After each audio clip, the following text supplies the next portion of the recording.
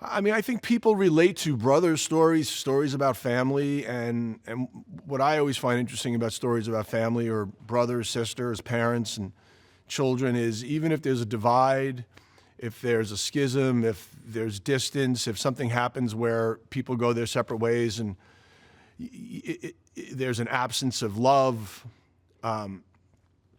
you can reconnect so easily in family with a simple "I'm sorry, I love you," and so I wanted to explore that.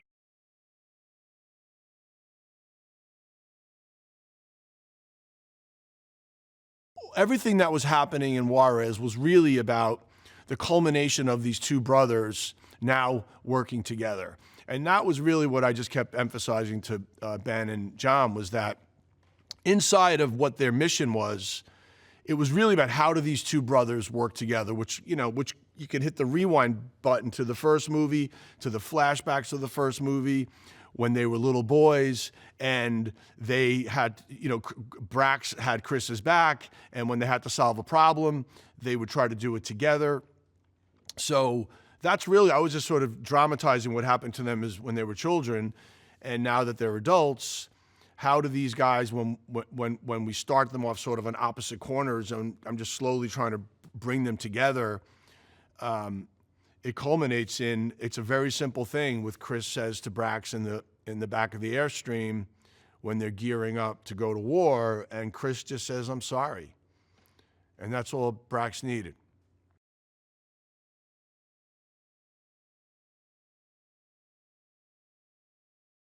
The first day I had Chris and Brax, Ben and Jon on set together, was at the motel. And it was a scene with the two of them in the motel room before the girls show up and knock at the door. And I had them in a two-shot. It was the first thing I shot with them. And when we finished that setup, I said, "We're done. I'm not going to do any other coverage. I'm going to live in a two-shot," because they had a rhythm and a flow and a timing and just this molecular chemical thing that just was magic. I couldn't believe what I was watching. I hoped for it. Now, we met many times before during prep and rolled up sleeves on the script, and it was a complicated script, so it's sort of bite by bite handling that, but you don't know till you start rolling a camera. And when I saw the magic that was happening with these guys, I think it starts with in those meetings that we had before we, during prep, they really like each other. Ben and Jon really like each other. They sort of become really, really friendly in a very personal way.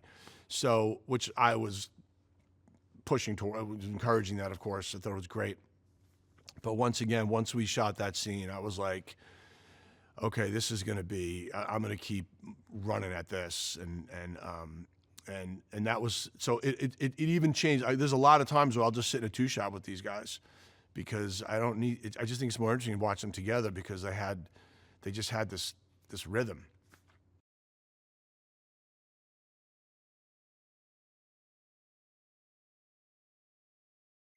I was really encouraging them to take ownership of their characters, and they did. So once they really understood these characters and how to relate to each other and what we were going for and trying to attack every scene, we would shoot it where we did the lines, and then I would start encouraging them to improvise. And they're both really good at improvisation. So there's a lot in the movie that was unscripted. There's a lot in the movie that they improvised. I mean, the scene with Ben and the dating scene, mostly all of his answers are improvised. Seriously, now he did the scripted answers, but I kept the improv. I was kept just improv it, just improv it. Just you know Chris, just answer as Chris, and so there was a lot of that in the film.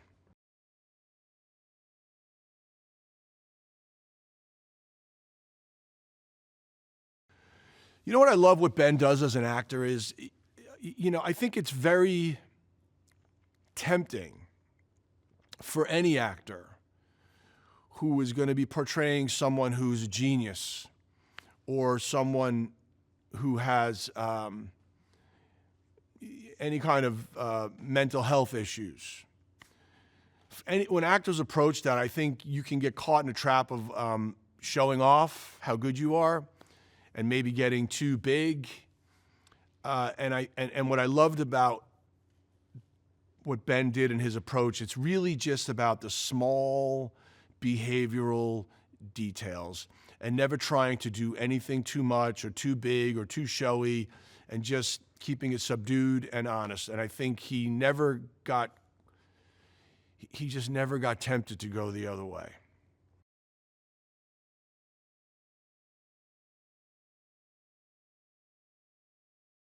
I had an idea of what I really thought was important for Brax, because he does some dastardly things, but I needed an actor that was, Jon has a vulnerability about him that is inescapable.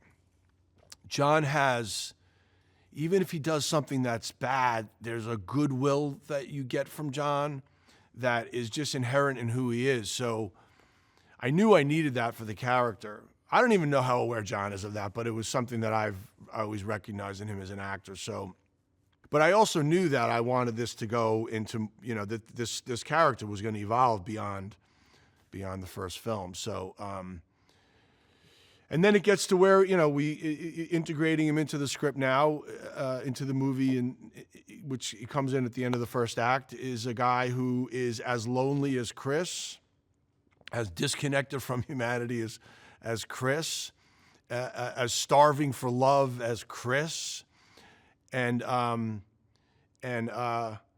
as violent as Chris. It's a complex character.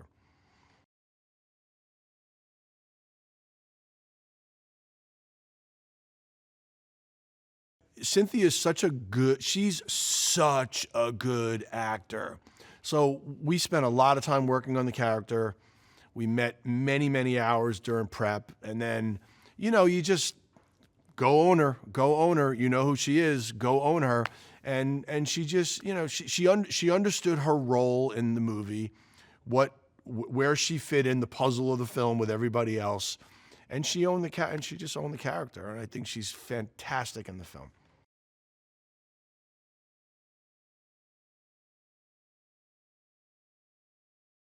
Well, I think that what you get from the movie is just a lot of food groups, because,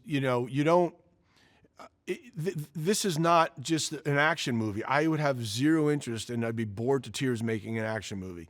But if we give some action and drama and humor and fun and love and brothers and human connection and the search for that, I think it checks a lot of boxes of and you feel things, which I'm always trying to do when I tell stories, is to make people feel things. And I think you get that. And I think when you share an experience with an audience in a molecular way, everything just starts to get magnified. So I think this movie does, on a big screen, I think you get all of that stuff thrown into one.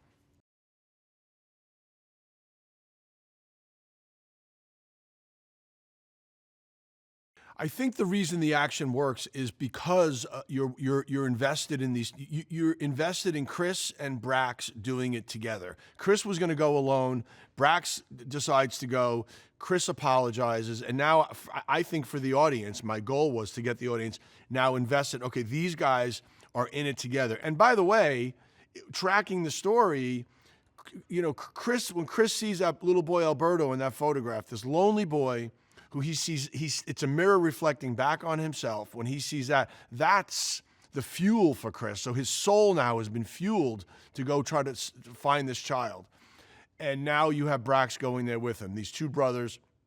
And we watch them now basically take on an army of guys. I mean, figuratively, not literally, but taking on all these guys because they have a quest and a goal to save these children. And poor everybody that gets in the way of that.